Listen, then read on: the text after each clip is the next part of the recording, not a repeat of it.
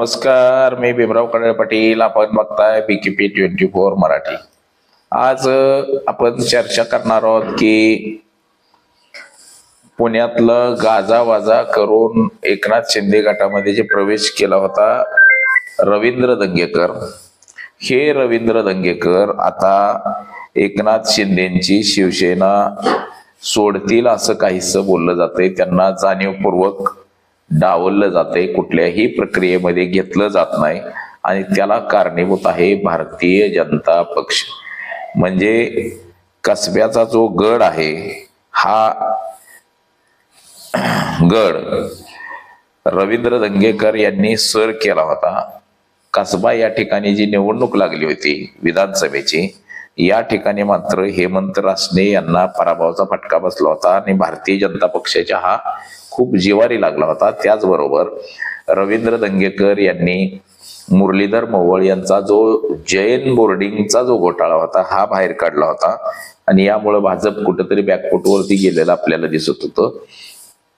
आणि अशाच काही कारणामुळं पुण्यातल्या निवडणुकीमध्ये रवींद्र दंगेकर यांना बाजूला केलं जाते आणि यामुळं रवींद्र दंगेकर हे कमालीचे नाराज आहेत आणि आता ते पक्ष सोडतील का अशा चर्चा सुरू झालेल्या आहेत. म्हणजे एकनाथ शिंदे गटाला सोडलं तर ते कुठल्या पक्षात जातील अशा चर्चा सुरू झालेल्या आहेत. तर याच विषयाची आज चर्चा घेऊन आलो. तर चला, सर्वप्रथम आपण जर चॅनल सबस्क्राईब केला नसेल तर चॅनल सबस्क्राईब करावा ही सर्वांना विनंती आणि चला चर्चेला सुरुवात करूया. पुणे हे एक ऐतिहासिक शहर मानलं जातं आणि रवींद्र दंगेकर यांनी पुणे शहरामध्ये भारतीय जनता पक्षाची पोलखोल करून ते भ्रष्टाचाराच्या किती विरोधात आहेत आणि भारतीय जनता पक्ष कसा भ्रष्टाचार करतो याची अनेक उदाहरणं दाखवून दिली. यामुळं भारतीय जनता पक्ष हा रवींद्र दंगेकर यांच्यावरती कमालीचा नाराज आहे. कधी काळी काँग्रेसवासी असलेले रवींद्र दंगेकर मनसेत सुद्धा गेले आणि मनसेतून सुद्धा नगरसेवक झाले होते.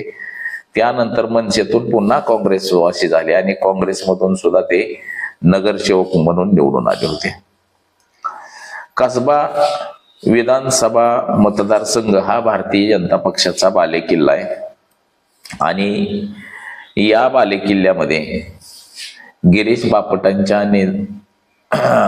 नंतर म्हणजे गिरीश बापटांनी अनेक वर्ष या ठिकाणी प्रतिनिधित्व केलं होतं. त्याचबरोबर ते पुण्याचे खासदार सुद्धा झाले होते गिरीश बापट आणि गिरीश बापटांचा या मतदारसंघावरती कब्जा होता चांगला. बघा, यानंतर मात्र या ठिकाणची जागा रिक्त झाल्यानंतर मध्यावधी निवडणूक लागली होती या कसबा विधानसभा मतदारसंघाची आणि या ठिकाणी काँग्रेस पक्षानं साहजिकच रवींद्र दंगेकर यांना उमेदवारी दिली होती. आता रवींद्र दंगेकरांना उमेदवारी दिली आणि निवडणूक जोरदार अशी टक्कर झाली आणि यामध्ये रवींद्र दंगेकर यांनी कसबा मतदारसंघ मात्र खेचून आणला होता आणि हेमंत रासने यांचा पराभव झाला होता. हा पराभव भारतीय जनता पक्षाच्या एवढा जिवारी लागला होता की भारतीय जनता पक्षाला वाटलं की बाबा खरंच आपला खूप मोठ्या मताने पराभव झाला आणि रवींद्र दंगेकर विजय झाल्यानंतर मात्र आमदार असताना त्यांनी पुण्यामधला भ्रष्टाचार सगळा चव्हाट्यावरती आणला होता. अनेक म्हणजे जे नशेली पदार्थ असतील, अफीम, चरस, गांजा, हे जे सगळे नशेली पदार्थ आहेत, ह्या नशेली पदार्थाच्या विरोधामध्ये मोहीमच हाती घेतली होती. त्याचबरोबर ससूनमधून जे कसं 2 नंबर धंदे चालत होते याबाबत सुद्धा त्यांनी अनेक वेळा आवाज उठवला. पोलीस आयुक्तांच्या विरोधात म्हणजे जे गुन्हेगारीकरण चालतं या विरोधात आवाज उठवला. जास्त करून ते भारतीय जनता पक्षाच्या विरोधात बोलत होते. म्हणजे चंद्रकांत पाटील, मुरलीधर मोहोळ, म्हणजे भारतीय जनता पक्षाचे जे पुण्याचे नेते आहेत या सगळ्या नेत्यांचा जो गैरकारभार आहे, कारनामे आहे, हे सगळे बाहेर काढण्यात आले होते. त्यानंतर मात्र 2024ला जी लोकसभा झाली या लोकसभेला सुद्धा त्यांना तिकीट देण्यात आलं होतं आणि या लोकसभेला त्यांचा काही मतांनी पराभव झाला मुरलीधर मोहोळ यांच्याकडून, आणि तसाच सलग दुसऱ्यांदा पराभव म्हणजे विधानसभेच्या निवडणुकीमध्ये सुद्धा झाला. आणि त्यानंतर मात्र त्यांना कुठंतरी गरगर लागल्याने झालं. साहजिकच त्यांनी ज्या काही त्यांच्या सुद्धा प्रॉपर्ट्या अनधिकृत जे काय होतं ते भारतीय जनता पक्षानं काढलं आणि कुठंतरी त्यांच्यावर सुद्धा केस होईल असं बोललं जात होतं. त्यामुळे त्यांनी एकनाथ शिंदेची शिवसेना धरली. म्हणजे काँग्रेसवासी असणारा नेता काँग्रेस सोडला आणि शिवसेनेमध्ये गेला. शिवसेनेमध्ये गेल्यानंतर सुद्धा त्यांनी भारतीय जनता पक्षाला डॅमेज करण्याचं काम सुरूच ठेवलं. जसं की जैन बोर्डिंगचा विषय असेल, जैन बोर्डिंग ही मुरलीधर मोहोळ यांनी जवळपास बळकवली होती. त्याचं प्रकरण बाहेर काढून पुन्हा भारतीय जनता पक्षावरती हातपाकड केली. आणि या सगळ्यांचा राग मनात धरून आता भारतीय जनता पक्षानं रवींद्र दंगेकर यांना पुणे महानगरपालिकेच्या निवडणुकीतून बाहेरच ठेवले गेलेलं आहे.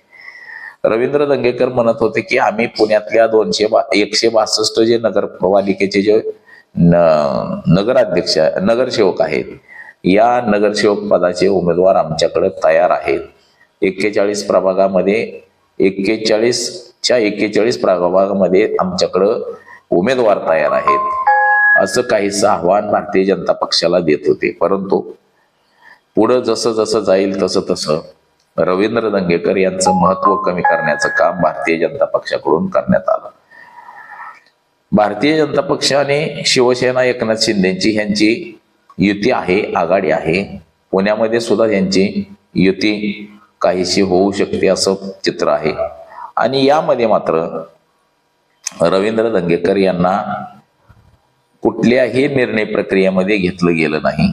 त्यांना एकदम बाजूला ठेवलं गेलेलं आहे. आता त्यातली त्यात रवींद्र दंगेकर यांची जी जागा आहे नगरपालिकेची, म्हणजे त्यांचा जो वार्ड आहे, हा वार्ड सुद्धा त्यांना मिळतोय की नाही अशी सध्याची परिस्थिती आहे.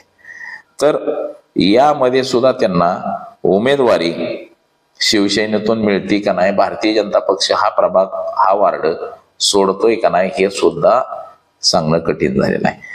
आणि या सगळ्या गोष्टीमुळं रवींद्र दंगेकर हे सध्या कमालीचे नाराज झालेले आहेत.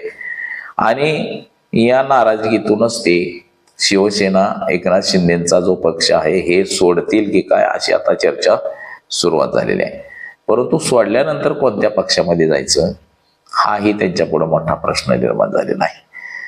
पण एकंदरीत असं पाहता की सध्या रवींद्र दंगेकर हे मात्र कमालीचे नाराज आहेत, हेच काही गोष्टीतून दिसून येते. आणि ते एकनाथ शिंदेच्या शिवसेनेचा काही जर तिकीट नाही मिळालं तर मात्र राजीनामा देतील आणि कुठल्या ना कुठल्या तरी पक्षामध्ये जातील किंवा स्वगृही परत जातील की काय, असं काहीच चित्र सध्याचं निर्माण झालेलं आहे.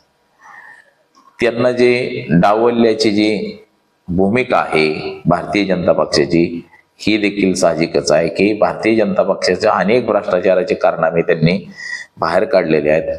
आणि यामुळंच त्यांना कुठंतरी भारतीय जनता पक्षाकडनं सुद्धा डॅमेज केले जाते. तर येणाऱ्या काळामध्ये रवींद्र दंगेकर काय भूमिका घेत आहेत हे सुद्धा आपण बघणार आहोत. परंतु सध्या तरी रवींद्र दंगेकर हे नाराज आहेत, हेच तितकंच सत्य आहे. तर आज एवढंच. माझा सहकारी कॅमेरामन अनिकेत समे, भीमराव खराळे पाटील, BKP मराठी 24 इंदापूर पुणे.